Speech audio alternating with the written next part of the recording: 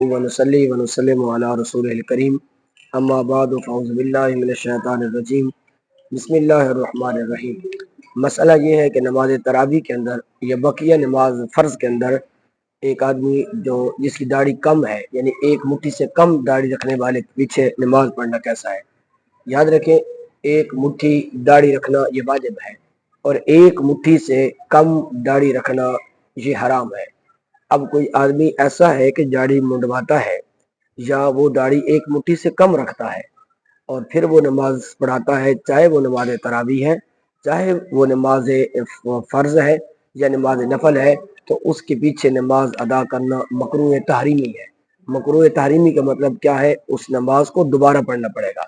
اعلی حضرت علیہ رحمہ سے پوچھا جاتا ہے کہ ایک مٹھی سے کم داڑھی رکھنے والے کے پیچھے نماز پڑھنا کیسا ہے؟ تو آپ نے فرمایا مکروہ تحریمی ہے، اور ادھر اس کو امام بنانا بھی گناہ ہے۔ فتاوی رضویہ اور جلد نمبر 6 کے اندر یہ بات موجود ہے۔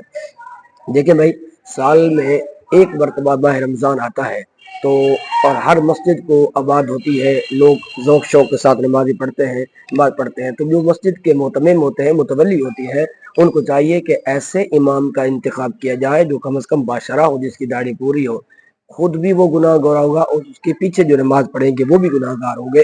تو لہٰذا